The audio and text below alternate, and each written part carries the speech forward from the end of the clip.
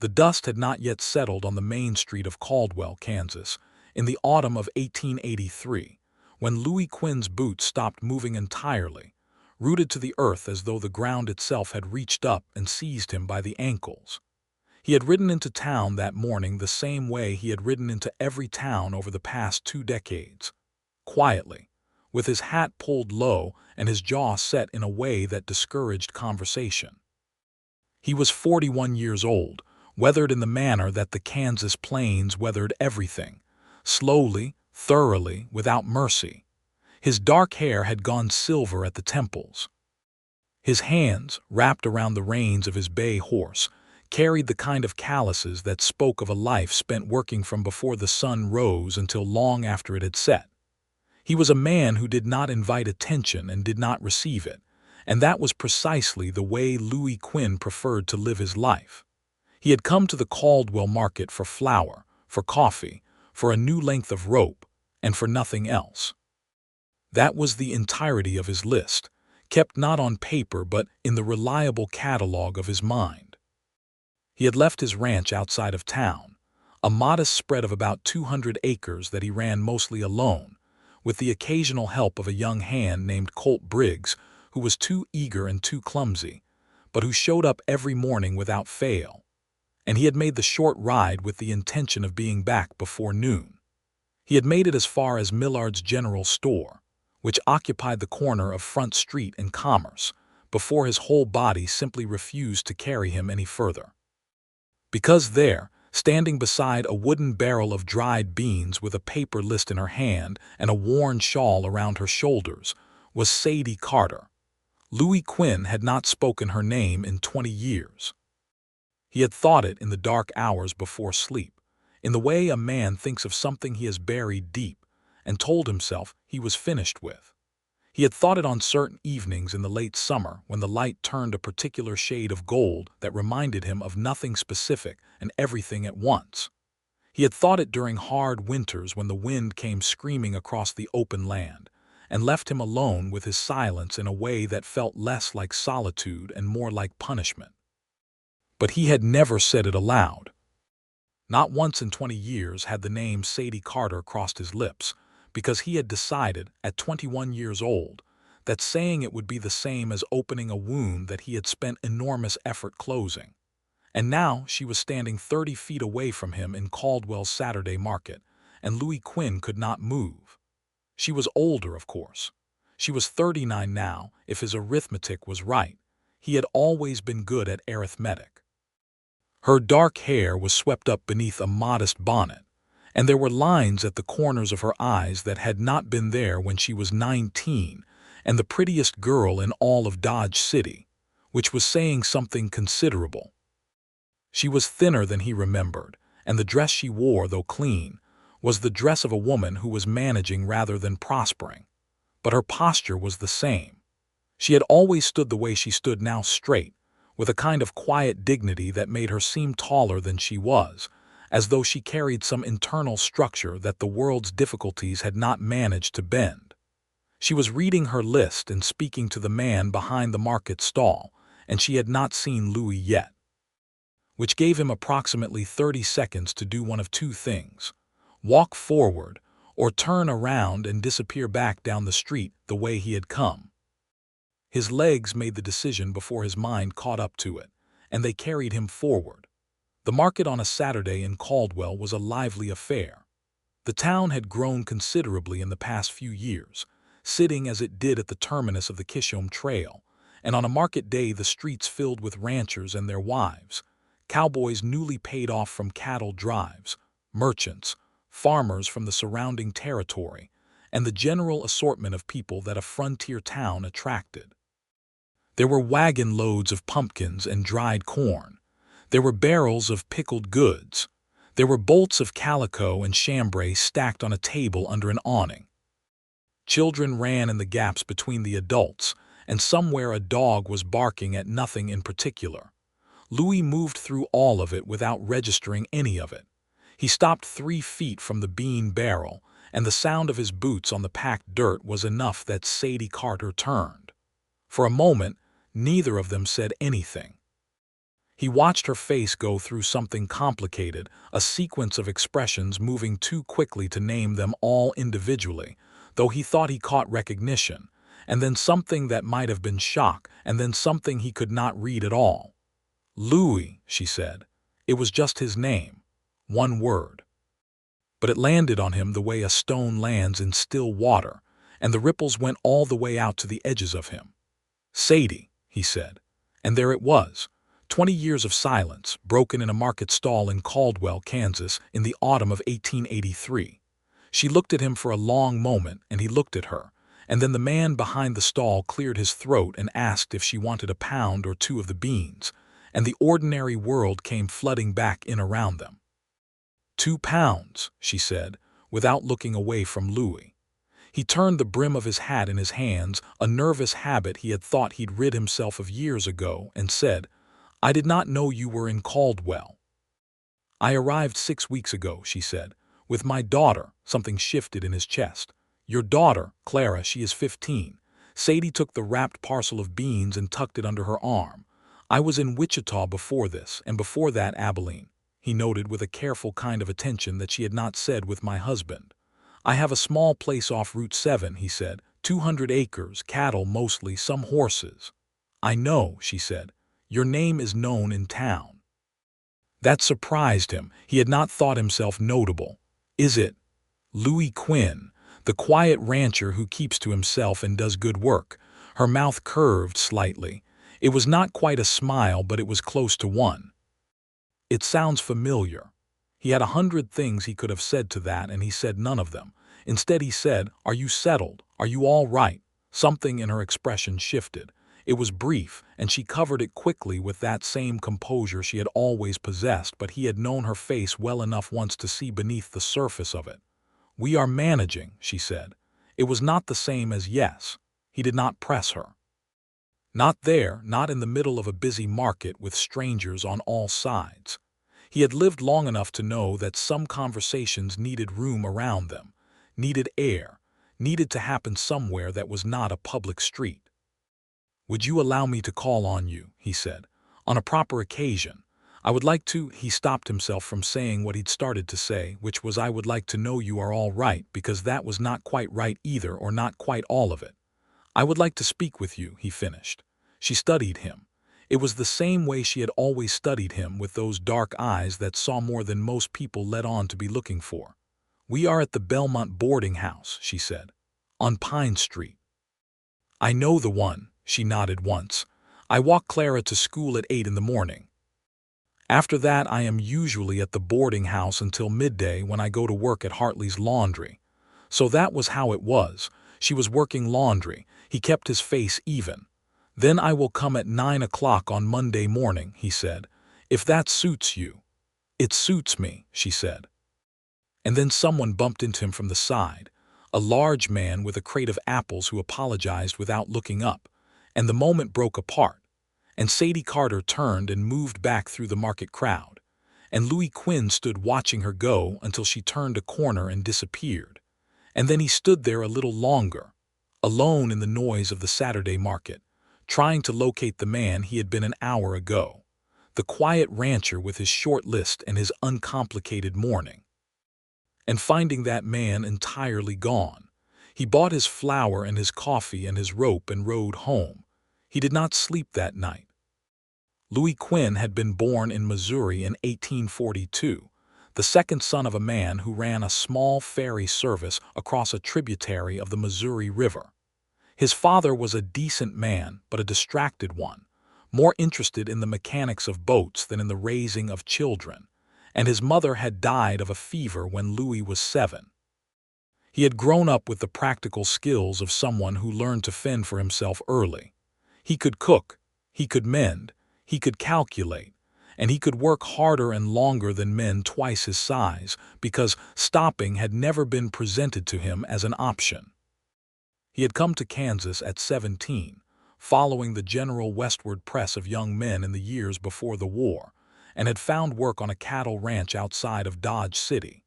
He had been a good hand, conscientious, reliable, quick with horses, and by the time he was 20, he had risen to the position of foreman for the McReady outfit, which was a significant accomplishment for someone his age. He had met Sadie Carter in the spring of 1863. She was the daughter of Robert Carter, who ran a feed store in Dodge, and she had come out to the McCready Ranch with her father to discuss a delivery contract. Louis had been in the yard when they arrived, working on a fence post, and he had looked up from his work and seen her, and that had been, as the saying goes, that. He was 21. She was 19. He had never been in love before, having had no particular opportunity or inclination for it, but he recognized what was happening to him with the same clarity with which he recognized when a storm was building on the horizon, unmistakably, even from a distance. He had courted her through the spring and into the summer, and she had let herself be courted with a warmth and a humor that he had not expected, and which undid him thoroughly. She was intelligent in a way that was not common then, and she was honest in a way that was rarer still, and she laughed with her whole self, not the careful little laugh that ladies were supposed to perform, but a real laugh that came from somewhere deep and made the air around her better. He had been on the verge of asking her father for her hand in the late summer of 1863 when everything came apart. The war had been happening at a remove for 2 years. It was present in the newspapers and in conversation, but Kansas was a complicated and fractured state, and the conflict felt, for stretches, abstract. Then it became very concrete very fast.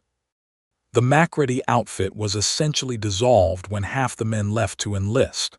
Louis had remained. He had his reasons, which were not cowardice but were complicated, but the nature of his work and his stability changed entirely. And Robert Carter, whose feed store had been slowly failing under the pressures of wartime economics, made a decision that Louis understood even as it destroyed him. He moved the family to St. Louis, where his wife's sister had a home and connections and the possibility of survival. Sadie had come to tell Louis herself. She had stood in the yard of the McCready Ranch on a hot August afternoon and told him, with her hands clasped together and her jaw set in that way she had, and her eyes very bright. He had not handled it well. He had been young and proud and frightened in a way he did not know how to name, and instead of saying any of the things he should have said, he had said that it was probably for the best, that a man in his position could not have made her happy, that she deserved better than the uncertainty he could offer. He had said these things in the flat tone of a man who is performing indifference while coming apart on the inside, and she had looked at him for a long moment with those dark eyes, and then she had nodded once and turned and walked away. She had not looked back. He had watched her go, and then he had stood in the yard of the McCready Ranch alone, and eventually he had gone back to work on the fence post because there was nothing else to do. He had heard over the years the scattered fragments of information that traveled through the web of frontier society, that she had married a man in St. Louis, a merchant's clerk named Harlan Beckett, that they had come back west eventually, to Abilene, then to Wichita. He had heard about 8 years ago that Harlan Beckett had died something about a fever or an accident. The account was not clear, and he had sat with that information for a long time, alone in his house on the 200-acre ranch he had built over 20 years of relentless work, and he had not known what to do with it. He had done nothing. Because he had told himself long ago that the door to that particular room was closed, and he had believed it. Until Saturday morning at the Caldwell market, when Sadie Carter had turned and said his name. He arrived at the Belmont boarding house at 9 o'clock on Monday morning exactly, having spent Sunday in a state of restless preparation that he refused to call anything other than ordinary. He had cleaned his good shirt. He had polished his boots. He had trimmed his hair as best he could without a proper barber. He had ridden into town early and then spent 45 minutes in the livery stable brushing down his horse for no particular reason, because standing still had felt impossible. The Belmont was a 2-story frame building run by a widow named Mrs. Arlene Cobb, who was known in town as an honest woman with a firm sense of propriety and a genuine fondness for her boarders. Louis had met her briefly once before. She opened the door to his knock and looked him up and down in a way that was not unfriendly but was thorough. "Mr. Quinn," she said, "Mrs. Beckett said you might call. Come in." He stepped into a parlor that smelled of coffee and wood polish. It was modest but immaculate, the sort of room where every item was well worn but well maintained, which spoke to a quality of character that Louis appreciated. Sadie was already there, seated in a straight-backed chair near the window. She had a cup of coffee in her hands, and she was wearing a dress the color of pine needles, which did good things for her complexion, and her hair was down slightly from the severe arrangement she had worn at the market, a few dark strands loose at her temples. She looked up when he came in, and he thought again, as he had thought at the market, that 20 years had made her not less but different. There was a depth to her now that had not been there at 19, the way good timber darkens with age and becomes more itself. Mrs. Cobb produced a second cup of coffee, and then, with the quiet tact of a woman who understood when she was not needed, found reasons to be elsewhere. Louis sat across from Sadie and turned his hat in his hands and said, "Thank you for seeing me." "I wondered if you would actually come," she said. "Did you think I might not?" She looked at him steadily. "I thought you might reconsider." He shook his head. "I have not stopped thinking about seeing you since Saturday." It was more honest than he had intended to be, and he saw it land on her, saw her straighten slightly. "Louis," she said, and his name in her voice still had that effect on him, that ripple going out in all directions. "That was a long time ago. I know it was. We were very young. I know that too." She looked down at her coffee and then back up at him. "You said things that last afternoon that I carried with me for a very long time." He held her gaze. "I know, I am sorry for them. I have been sorry for them for 20 years. Something moved across her face. She was quiet for a moment, the kind of quiet that has weight to it. "I am not sure what you want from this visit," she said at last. Not unkindly, but directly, in the way she had always been direct, which was one of the things he had loved about her. "Honestly," he said, "I do not know either. I only know that I could not walk past you and pretend I had not seen you." She turned the coffee cup slowly between her palms. "I am a widow with a 15-year-old daughter and a job at a laundry and a room in a boarding house. I am not exactly what I was at 19. "Neither am I," he said. "I am a 41-year-old rancher who lives mostly alone and talks more to his horse than to other human beings." The corner of her mouth moved. It was the same almost smile from the market. "We are both of us quite reduced," she said dryly. "Perhaps," he said. "Or perhaps we are both of us exactly what 20 years of living makes a person." She was quiet again, but this time it was a different quality of quiet. "Tell me about your daughter," he said, because it was solid ground and they both needed solid ground. Sadie relaxed slightly and something in her face opened up. "Clara," she said. "She is 15 and reads everything she can get her hands on, which is not always easy out here. She wants to be a schoolteacher eventually. She is very stubborn about it, and I think she will probably manage it." The warmth in her voice when she spoke of the girl was something to see. "She looks like her father." "Was he good to you?" Louis asked. He had not planned to ask it. It came out of somewhere old and complicated. Sadie considered the question with the seriousness it deserved. "He was a decent man," she said.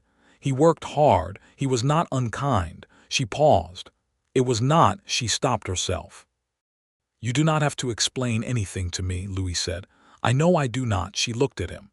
"He died in 1876, 7 years ago, a horse kick that went wrong. He was dead before the doctor arrived." "I am sorry." "We had been in Abilene for 3 years. I stayed another 4 years, then moved to Wichita and then here. I followed where the work was." "And the work was at Hartley's laundry." "Mrs. Hartley is a fair employer," she said, with a quiet dignity that made him wish he had something better to offer her immediately, which was a feeling he recognized as both genuine and premature. They talked for another hour.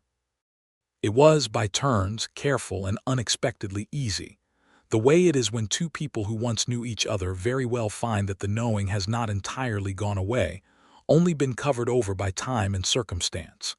They talked about Caldwell and how it had changed, about the cattle industry, and what the railroad had done to it, about Clara's school and the teacher, a young woman from Ohio named Miss Perkins. They talked about small things, which was really the way of talking about the larger things underneath. When he stood to leave, he held his hat and looked at her and said, "May I come again on Wednesday?" She looked up at him from the chair. "Wednesday," she repeated as though testing the word, "or Thursday, whichever is better." "Wednesday," she said, "at 9. He nodded and put his hat on and walked to the door, and then he turned back because there was one more thing. "Sadie," he said, "what I told you that afternoon in 1863, that a man in my position could not make you happy, I need you to know that I did not believe it.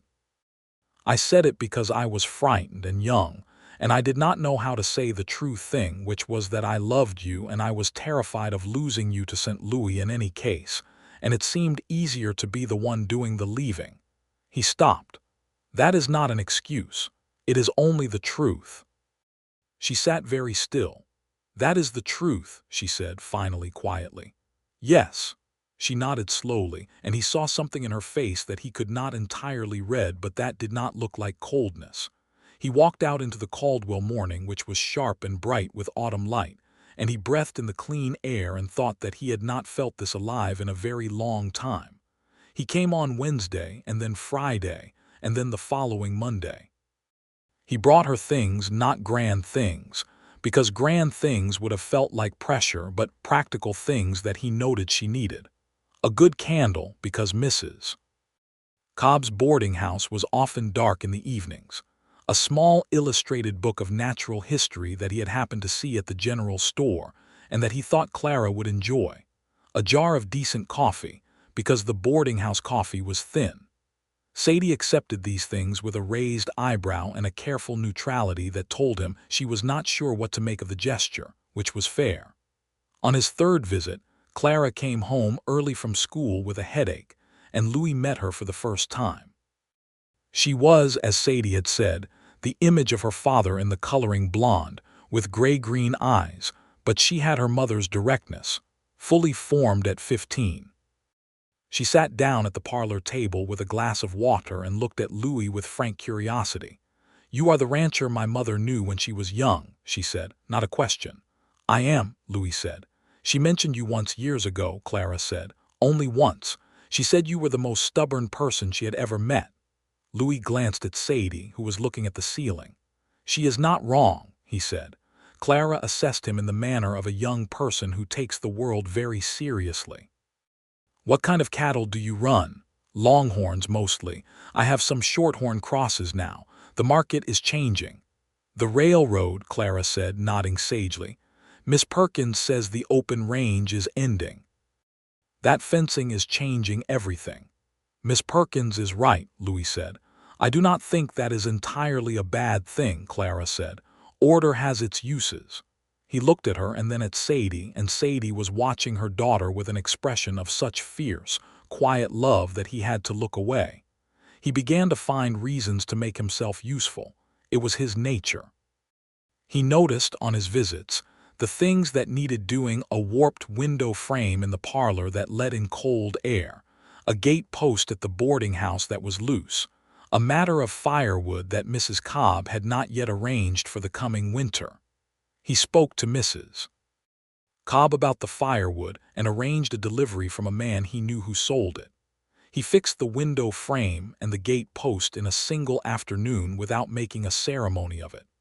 Mrs. Cobb found him afterward in the yard and told him, in the blunt way of frontier women, that he was a good man, and that Mrs. Beckett deserved to have one in her life, and he thanked her and did not know what else to say to that, so he said nothing. Sadie came out to find him just as he was finishing the gate post. "You did not have to do that," she said. "I know. Louis." He straightened up and looked at her. She was standing in the light, which was going golden in the late afternoon the way it did in October on the plains, and she looked at him with an expression he was beginning slowly to learn to read again.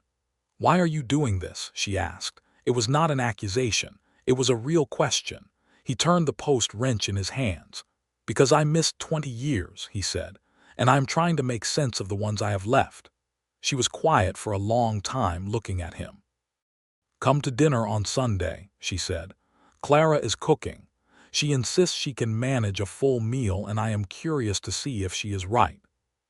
He felt something open up in his chest, slow and warm, like a fire that has been cold for a long time finally catching. "I will be there," he said. Sunday dinner at the Belmont was a revelation. Clara had, in fact, managed a full meal, a roast chicken with potatoes and a corn pudding that was considerably better than anything Louis had produced for himself in years, which was an assessment he shared honestly, because complimenting the cooking of a 15-year-old who had genuinely earned the compliment was the right thing to do. Clara accepted the praise with dignity, and then asked him 3 detailed questions about the economics of cattle ranching, which he answered as fully as he could. Mrs. Cobb joined them, as did her only other current boarder, a quiet old man named Mr. Fitch, who was a retired surveyor and who ate with the concentrated efficiency of a man who had spent decades eating in the field and had never unlearned it. The table was lively and warm, and Louis sat in the middle of it feeling the strange sensation of a man who has spent a great deal of time in the cold walking into a warm room. The awareness of the warmth is heightened by the contrast. He helped clear the plates afterward, ignoring Sadie's protest, and while Clara and Mrs. Cobb and Mr. Fitch settled in the parlor, Louis and Sadie washed the dishes together in the small kitchen, side by side, the way ordinary life happens. She handed him a wet plate to dry, and he took it, and their fingers overlapped briefly on the rim, and neither of them moved for a moment. "Tell me about the ranch," she said. "Tell me what it is actually like." So he told her. He told her about the 200 acres, about the small herd of 60-odd cattle and the 8 horses, about the house he had built himself over 3 summers, which was plain but solid, with a good stone fireplace and a porch that faced west so you could watch the sunsets. He told her about Colt Briggs, who was 19 and came every morning without fail, and who had recently begun to court a girl from the Miller farm, which was complicating his punctuality somewhat. He told her about the winter before last when a blizzard had come in so hard and so fast that he had lost 4 cattle and spent 3 days snowed into the house with nothing but a dog named Hector for company, and how Hector had died in the spring of old age, and how he had not replaced him because it had seemed too quiet afterward for a second dog to fix. She listened to all of it the way she had always listened to him, with her full attention, not performing interest but genuinely having it. "You should get another dog," she said. "I know.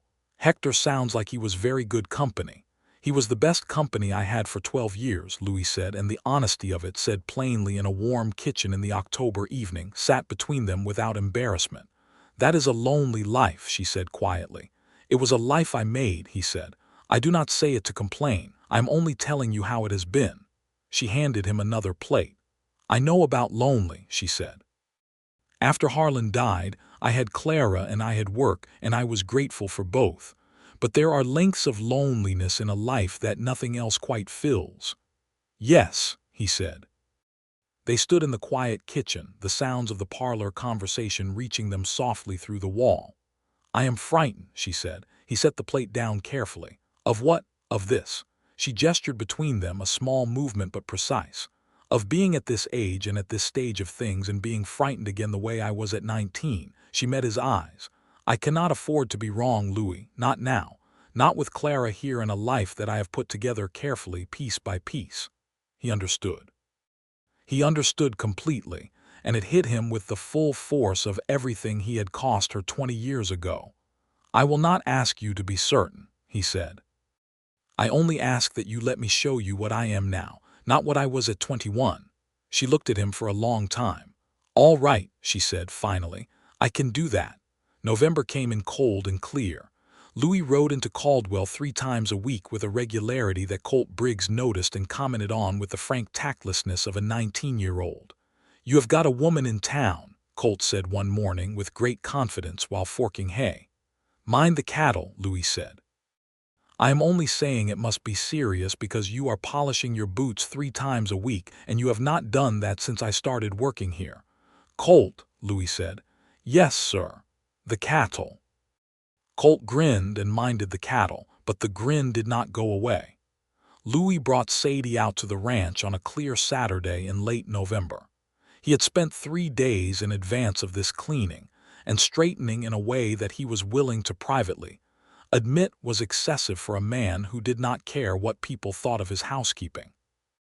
He had put fresh flowers on the table, late-season wildflowers, the stubborn ones that held on past the first frost, and then removed them because they seemed like too much, and then put them back because the house was bare without something, and then removed them again and replaced them with a decent beeswax candle in a jar, which was more practical.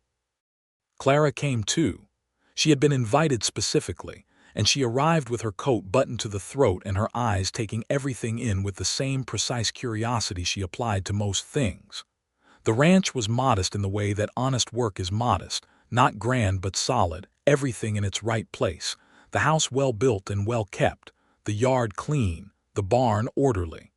Louis showed them the horses first, because horses were generally the right beginning. He had a gray mare named Callie who was particularly gentle, and Clara stood with her hands on the fence rail and watched the mare move across the paddock with an expression that told him she was not a stranger to admiring good horses, even if she had not been around them often. "She is beautiful," Clara said. "She is also stubborn," Louis said. "When she does not want to go somewhere, she will simply stop." "That sounds familiar," Clara said, with a sideways glance at her mother that made Sadie close her eyes briefly. He showed them the house. It was, he thought in that moment of seeing it through their eyes, a house that had been lived in by a man alone for a long time, functional, clean, but lacking the small details that make a house inhabited by people who love each other. There were no curtains on the windows. The bookshelves held practical volumes, a farming almanac, a geological survey of southwest Kansas, a worn Bible, a single novel, David Copperfield, that he had read 3 times. The fireplace was large and good, and the hearth was clean, and the kitchen was plain but well equipped in the ways that mattered. He watched Sadie move through the rooms, not saying much, taking things in. "It is a good house," she said, and she said it the way she said things that she meant. He had made coffee, and they sat on the porch afterward, the west-facing porch, as he had told her, and watched the late afternoon light move across the open land, and the sky above the Kansas plains was enormous and the color of cooling embers, and Clara had gone back to look at Callie again, which left Louis and Sadie on the porch together in the particular privacy of an outdoor silence. "I used to think I would never be anywhere long enough to put down roots," Sadie said, looking out at the land. "We moved so many times after the war, after Harlan died. I got good at keeping things light, not accumulating too much because it would only have to be moved." "That is a hard way to live," Louis said. "It was necessary." She was quiet for a moment. "But I am tired of it," she said. "I am tired of moving. I want to be somewhere." She glanced at him. "I want Clara to be somewhere. She is 15. She deserves to finish school in one place and know her teacher and her classmates from one year to the next." He heard what she was saying, or what she might be saying. He did not jump at it. He let it sit in the cold air between them. "Caldwell is a good town," he said carefully. "It is growing. The school is solid. There are opportunities for a woman who works hard." She turned and looked at him, and there was something in her eyes that was not the careful neutrality she had been maintaining. "Louis," she said, "yes. I need to ask you something directly, and I need you to answer me directly." He turned to face her fully. "I will." She held his gaze. "What is it that you want? Not from this visit, not from next week. I mean, what do you actually want from this, from us?" He was quiet for a moment, not because he did not know the answer, but because he wanted to say it precisely. "I want to build something with you," he said. "I want to build the thing I walked away from in 1863 because I was a fool and a coward in the disguise of a proud man. I want to know you every day and to be known by you. I want to be of use to you and to Clara, not because it obligates you to anything, but because caring for the people you love is simply what a person does." He held her gaze. I want to be the man I should have been 20 years ago. If I cannot be him then now. That is what I want." Sadie Carter was very still. A crow called somewhere out on the plain, sharp and clear, and the light kept changing on the horizon, and Clara could be heard faintly in the paddock, speaking to the gray mare. "That is a great deal," Sadie said at last. "I know it is. You are asking me to trust you." "I am asking you to give me the chance to earn it," he said. "That is not quite the same thing." She turned back to look at the horizon. He waited. He was good at waiting. He had spent 20 years at it. "I need more time," she said. "I know." "Not much more," she said. And then very quietly, as though it cost her something to say it, "Not very much more at all." December arrived with its short days and its cold, and Louis Quinn found himself spending more time in Caldwell than he had spent in town in years combined. He brought a good supply of firewood to the boarding house, which delighted Mrs. Cobb and made Sadie look at him with a complicated expression that he was learning to interpret as something like exasperated gratitude. He had a long conversation with Mr. Fitch about surveying and land grants that was genuinely interesting. He found himself drawn into a discussion with Clara about the books available at the school, and lent her David Copperfield, which she returned in 4 days, having read it straight through, which impressed him genuinely. "It is very long," she said, returning it, "and the early parts are quite sad, but it comes right in the end." "Most things do," Louis said. "Eventually." Clara looked at him with those gray-green eyes. "You like my mother," she said. He looked at the girl steadily. "I do. Have you told her that? In the ways I know how to tell her things," he said. "I am still learning the right words." Clara considered this. "My mother is very direct," she said. "She appreciates directness. She does not like it when people dance around things." "I am aware of that," he said. "Are you?" Clara tilted her head. "Because you seem to be dancing around things a fair amount." He breathed in through his nose and out through his mouth. "Your mother asked for time," he said. "I am giving her time." Clara nodded slowly. "That is the right answer," she said, with the authority of someone who had spent her whole life watching her mother navigate the world and had drawn her own conclusions. It was the week before Christmas when things shifted. He had come to town for supplies, as he did every week, and stopped at the boarding house on his way through. He found Sadie in the parlor alone, sitting with her hands folded in her lap in the precise way she sat when she was managing something difficult. "What is it?" he said before he had even taken his coat off. She looked up at him. "Sit down, Louis." He sat. "Mrs. Hartley is closing the laundry," she said. "Her husband has been ill and they are moving to be nearer to his family in Missouri. I will not have a position after the end of January." He was quiet. "I have a little saved," she said. "Enough for perhaps 2 more months at the boarding house, and then I will need to find work somewhere else, in another town perhaps, or—" She stopped. He could see her doing the arithmetic of her options, and he could see that the arithmetic was not working out well. The moment had arrived somewhat ahead of his planning for it. He had thought he would have another month, 2 months, of the careful slow rebuild, of earning her trust day by day. But the moment was here and he was not unprepared, only earlier than he'd expected. He leaned forward with his elbows on his knees and looked at her directly. "Sadie," he said, "I have something to say to you and I want you to hear it completely before you respond to any part of it." She held his gaze. "All right. I love you," he said. "I loved you when I was 21 years old and I handled it very badly, and I have loved you in the background of every day of my life since then, whether I admitted it to myself or not. I am not saying this because your employment situation has changed. I am saying it because it is true and because I have been working up to saying it plainly for 3 months and this seems like the moment." He took a breath. "I want to marry you. I have a house and land and a modest but solid livelihood and I want to make it yours and Clara's. I want to be a man Clara can rely on and I want to be your husband and I want us to build the rest of our lives together in Caldwell on that ranch." He paused. "That is what I am saying. And I am not saying it as a solution to a practical problem, although I understand that you might be concerned about the timing. I am saying it because I mean it absolutely, and I would have gotten here on my own even without Mrs. Hartley's unfortunate timing." Sadie looked at him. The fire crackled in the grate. The house was very quiet. "You are a great deal, Louis Quinn," she said softly. "I know." 20 years, she said. "We lost 20 years." "We did," he said, "and I cannot give those back, but I can give you everything from here." She looked at him for a long time with those dark eyes that saw everything, and he let her look, and he did not fidget. "Yes," she said. He was not certain for a moment that he had heard correctly. "Yes, yes," a breath. "Yes, Louis, I will marry you." He reached across and took her hands, both of them, in his, and she gripped his hands back with a firmness that told him she meant it entirely. For a moment neither of them spoke, and the fire crackled, and the winter light came through the parlor window.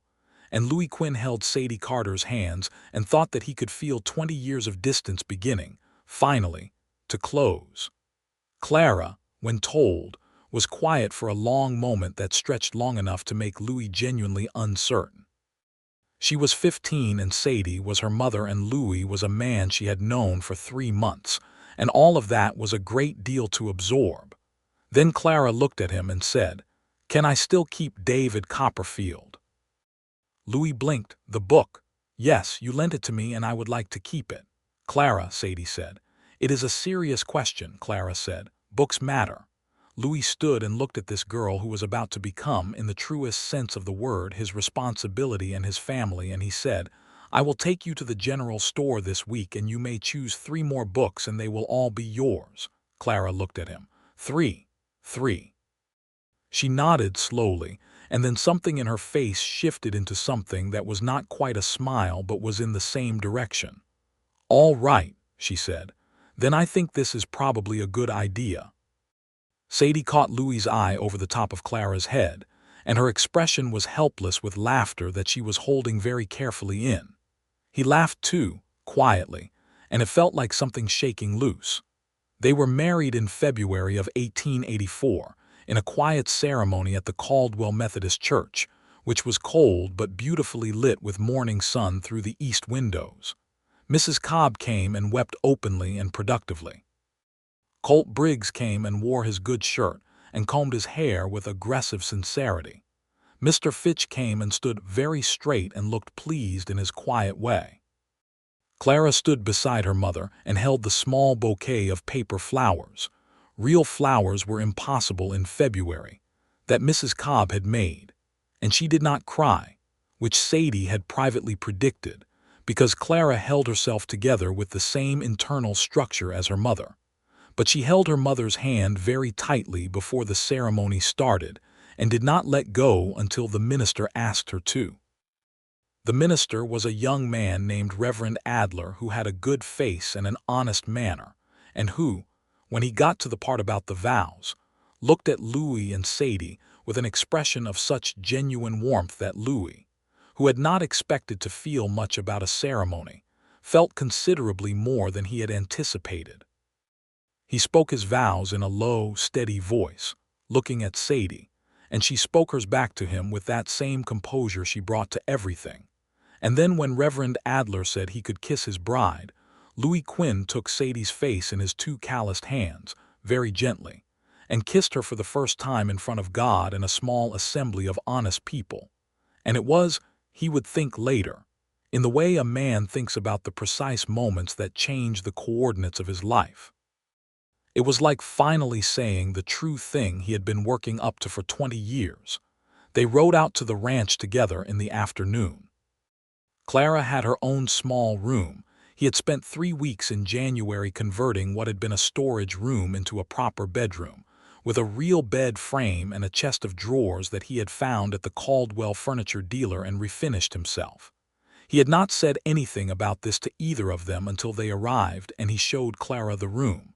She stood in the doorway and looked at it. "You did this," she said, "last month." She looked at the room for another moment, and then she looked at him, and there was a quality in her expression that he had not seen on her face before. "Thank you," she said quietly, "just that."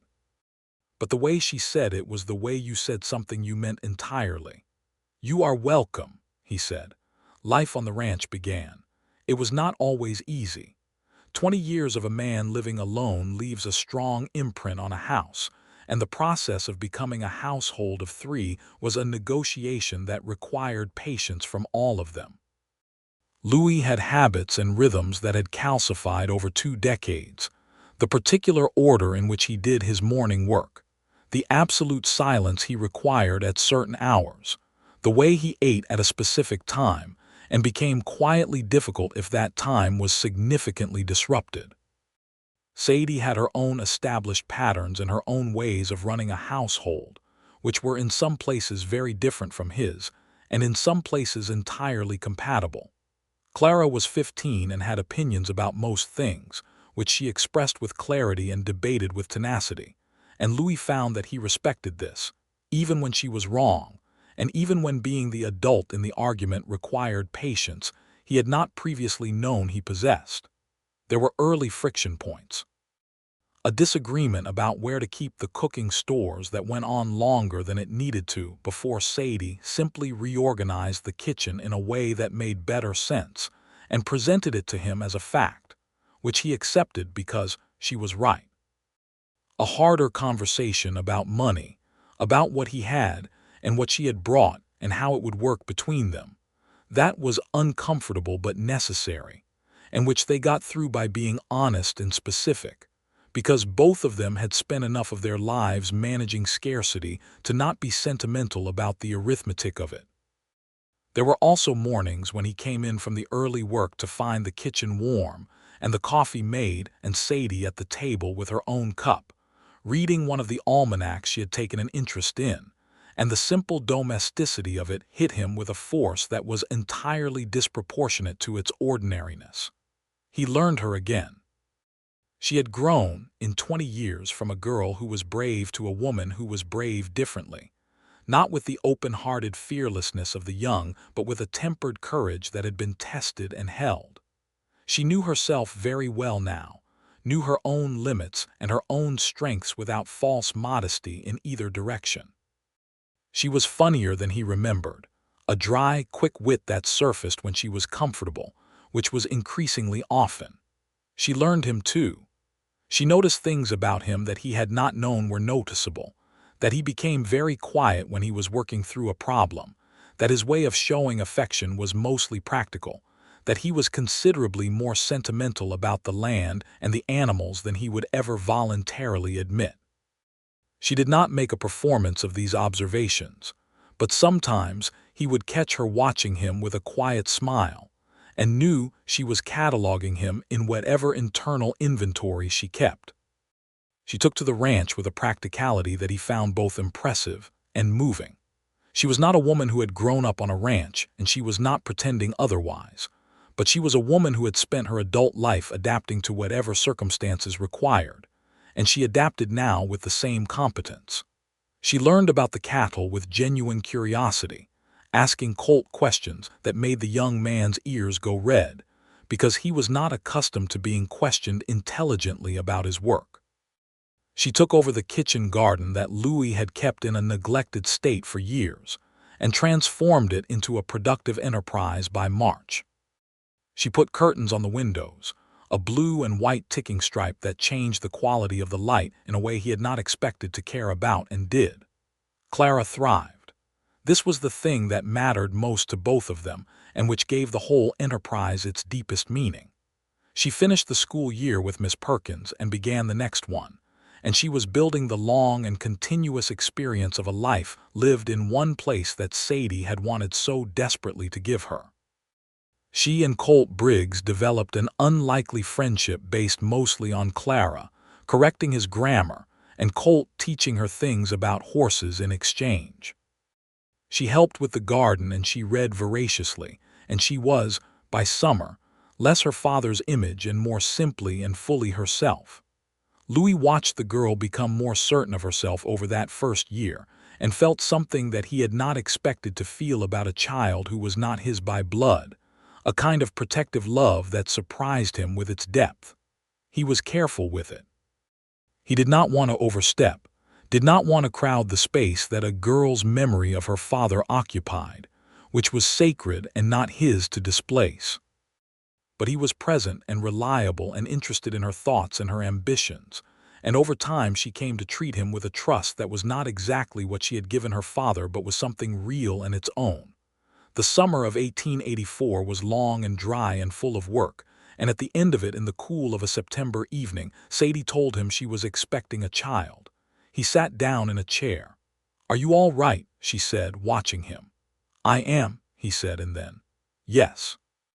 Yes, I am very all right."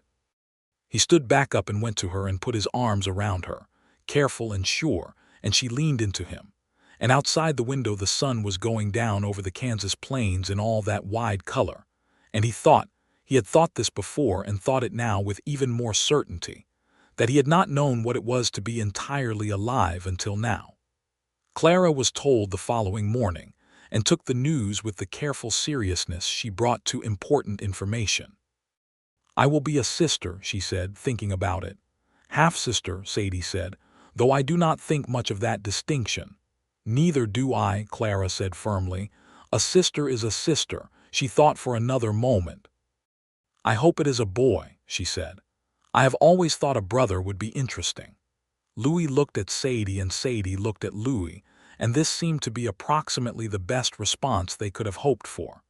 The pregnancy was not difficult, but it was demanding, and Louis watched over Sadie with an attention that she found both touching and occasionally excessive, which she told him at regular intervals. He hired a second hand, an older man named Pete Garrity who was steady and experienced, so that there was always someone at the ranch if he needed to be elsewhere. He had a long conversation with Dr. Watts, the town physician, about what to expect and what to watch for, and he went home from that conversation with notes he had written in his pocket that he studied in the evenings like a student preparing for an examination.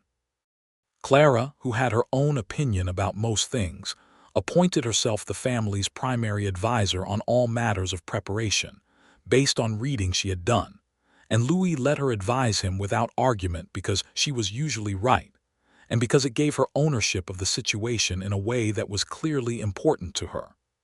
The baby arrived in May of 1885, in the good strong morning light, with Dr. Watts attending and Mrs. Cobb present because Sadie had wanted her there. Louis waited in the kitchen in the manner of men of his era, which was to say he paced and drank cold coffee and failed entirely to be calm, while Clara sat at the table doing her schoolwork with an iron composure that she absolutely had from her mother. When Dr. Watts came out and said it was a boy, Louis sat down heavily in the kitchen chair and pressed his hands over his face and breathed. Clara put her schoolwork down and said, with enormous satisfaction, "I knew it."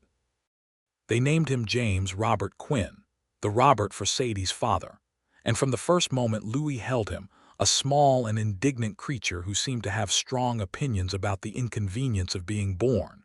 He felt with total certainty that this was the thing, that this was what all the years of distance and loneliness had been accumulating toward, not as punishment or payment, but as the long, slow geography of a life finding its way to where it was supposed to arrive.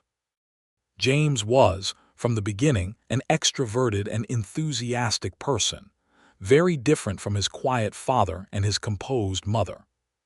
He cried loudly and laughed loudly, and was interested in every object within his reach, which was an expanding radius that filled Sadie and Louis with a combination of delight and vigilance. Clara adored him with a fierceness that impressed everyone, including Clara herself, who had not known she had this capacity and discovered it with some surprise. The ranch grew. Not dramatically, because Louis was not a man who reached for more than he could manage well, but steadily. He purchased an additional 40 acres to the east in 1886. He bred Callie and got a foal that Clara claimed immediately and named Copperfield, because she would, and which grew into an excellent horse that she rode to school for the remainder of her time there. The cattle herd grew to 80 head, and the shorthorn crosses were working well in the changing market. Colt Briggs married the Miller girl, Emma Miller, who was smart and kind and considerably less clumsy than Colt, and Louis gave them a section of pasture fence that needed replacing as a wedding gift, which Colt understood to be a gesture of substantial generosity, and Emma understood immediately and completely, which confirmed Louis's good opinion of her. Sadie worked the kitchen garden into something notable. By the second year, she was supplying several of the Caldwell hotels and restaurants with produce on a contracted basis, which was her own doing, and which she managed with the same quiet efficiency she brought to everything. It was not a large enterprise, but it was hers, and the income it generated was hers, and Louis had nothing but admiration for it, which he expressed as directly as was his nature, which was to say, he told her once plainly that she was remarkable, and she had looked at him with those dark eyes and said that he was late to that conclusion, and he had laughed, which was something he did considerably more than he used to. There was a period in the winter of 1886 that tested them. There was a dispute with a neighboring rancher, a man named Deering, over a fence line and water rights along the eastern boundary of Louis's property. Deering was not a bad man, but he was a hard man, and he had a way of pressing boundaries, figurative and literal, that was provocative. The dispute escalated through the autumn into something that required the intervention of the county surveyor, and eventually a formal legal proceeding. Louis handled it the way he handled things, methodically, without excess emotion, gathering his evidence and presenting it clearly. Mr. Fitch, who was still at the Belmont boarding house and who had been a surveyor of considerable experience, was helpful in reviewing the original land grant documents, and his opinion, conveyed in a letter to the county authority, was decisive. But it was stressful, and stress in a household finds its way into everything, like cold air through the gaps.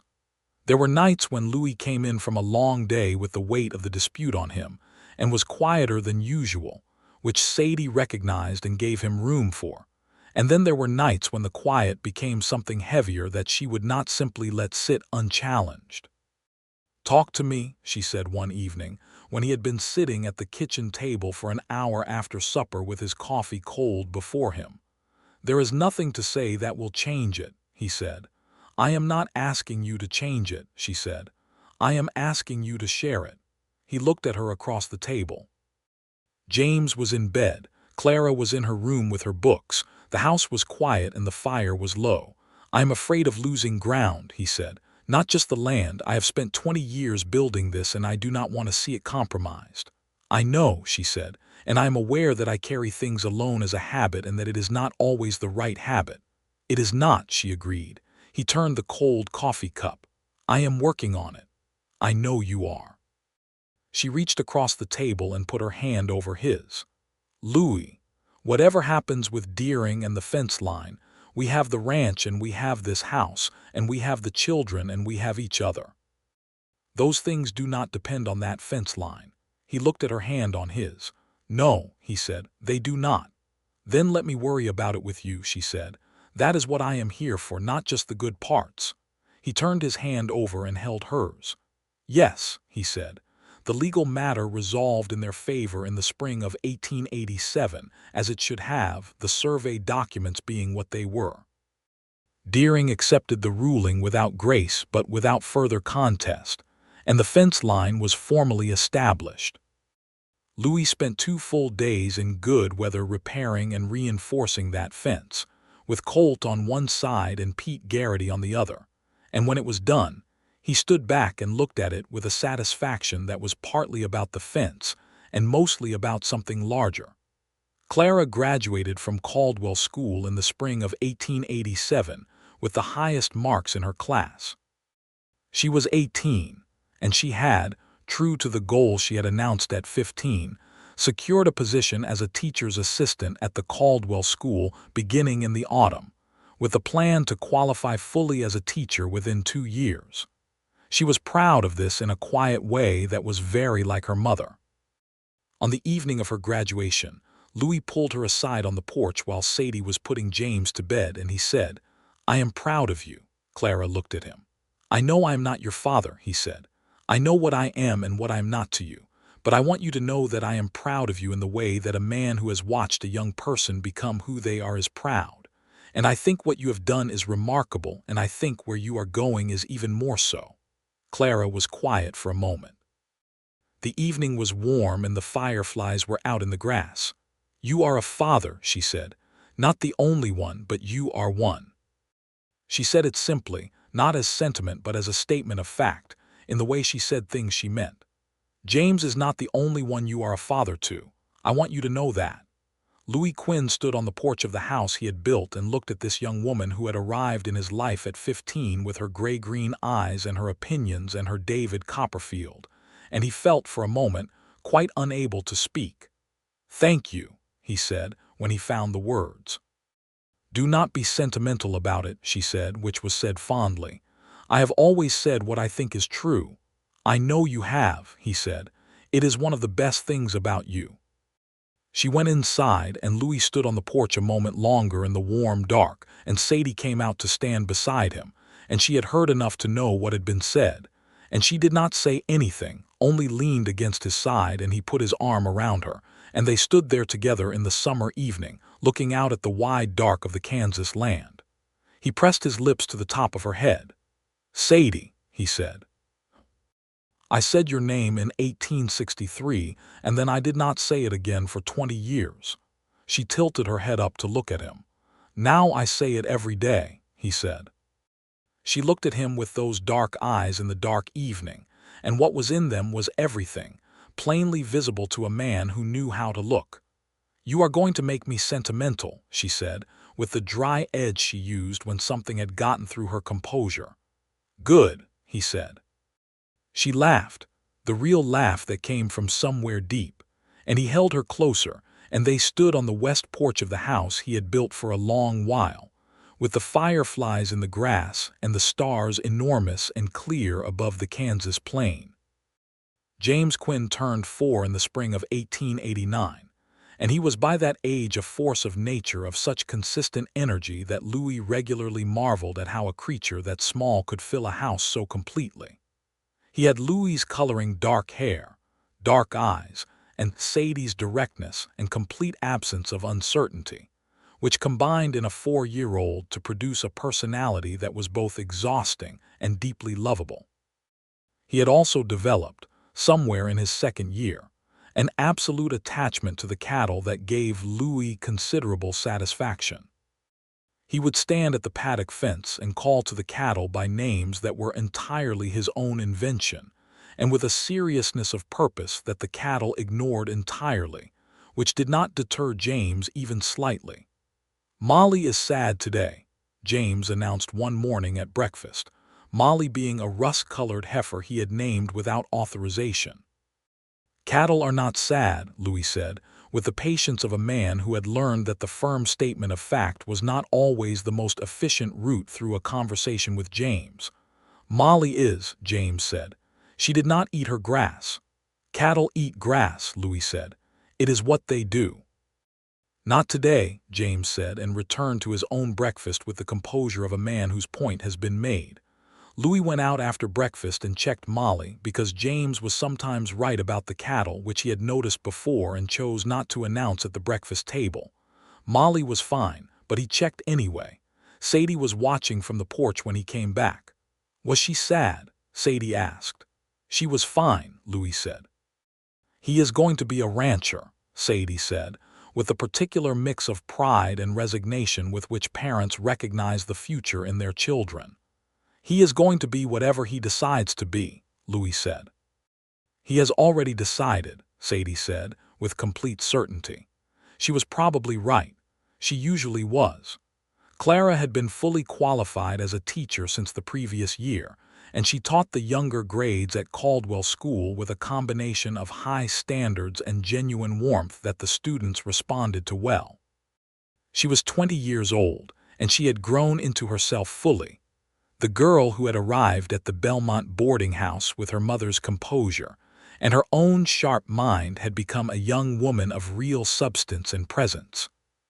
She had also, in the spring of 1889, begun to keep company with a young man named Henry Marsh, who was a surveyor's assistant with the county office. A quiet, careful young man of 22 with good manners and genuine intelligence, who had come to dinner at the ranch twice and had, both times, held his own in conversation with Louis, which was not nothing. Louis and Sadie discussed Henry Marsh with the care that parents bring to the discussion of the people their children love. "He is steady," Louis said. "He is," Sadie agreed. "He reminds me of you when you were young."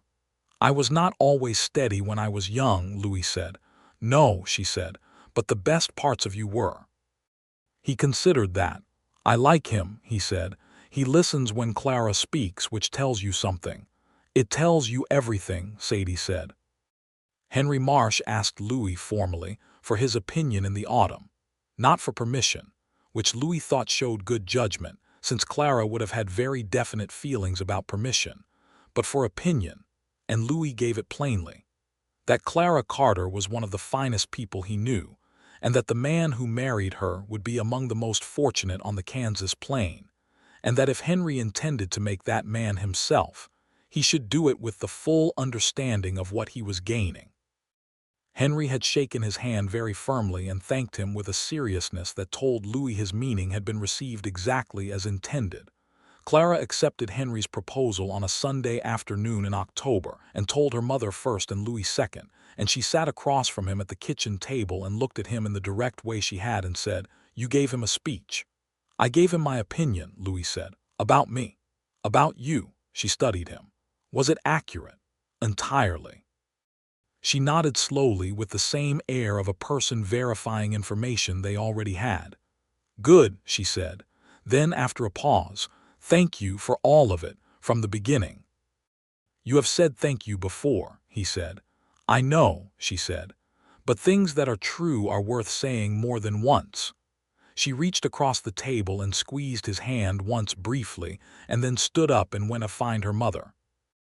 Louis Quinn sat at the kitchen table in the ranch house he had built and thought about a Saturday morning in the autumn of 1883, when a cowboy who had lived for 20 years in a kind of interior exile had walked into a market in Caldwell, Kansas, and had seen a woman standing by a barrel of beans, and had stopped dead on the packed dirt street, because his whole body had recognized before his mind caught up to it that this was the person, that this had always been the person, and that 20 years of silence and distance had not changed that single, essential fact.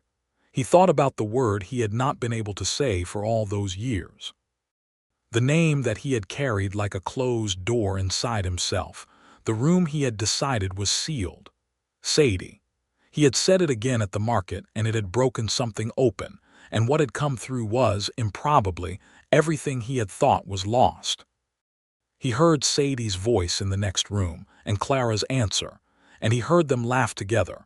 And then James came barreling through the kitchen at a speed entirely unreasonable for indoors, shouting something about Molly and the east fence that Louis would need to investigate, probably, but not quite yet. He stood up from the table and went to find his wife. She was in the parlor with Clara, the two of them sitting close together, heads bent, talking in the way mothers and daughters talk about the future, the plans for the wedding, the considerations of the life being built. They looked up when he came in. Clara was smiling, a real, full smile, rare enough to be notable, and Sadie's face was open with the warmth she reserved for the people she loved most in the world. "James is concerned about Molly and the east fence," he said.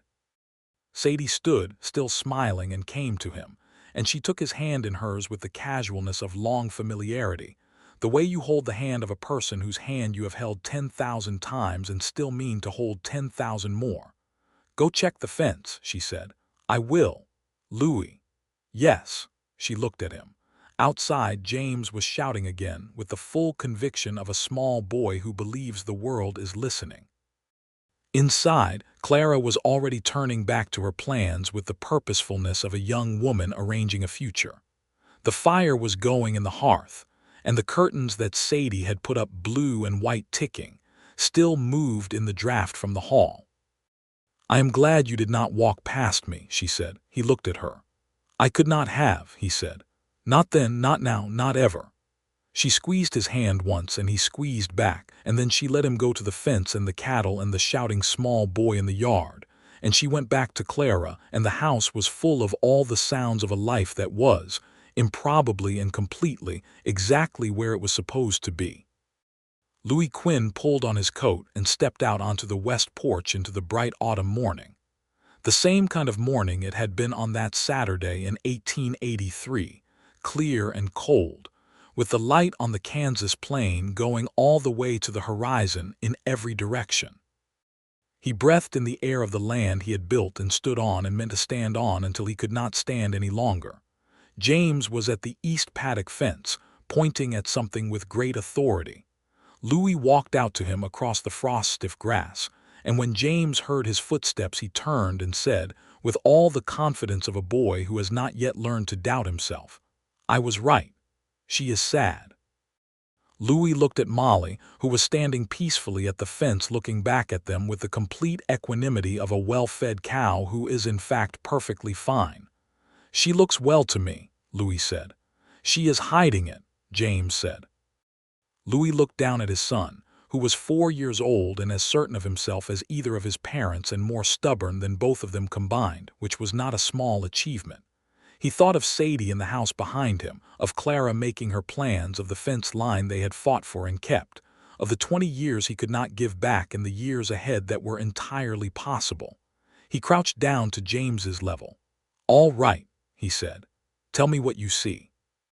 And James Quinn, 4 years old and entirely in earnest, began to explain the inner life of Molly the heifer with complete confidence. And Louis Quinn listened, because this was his son, and this was his life, and the morning was clear and the land was wide and the woman he loved was in the house behind him, and all of it was real and solid and his.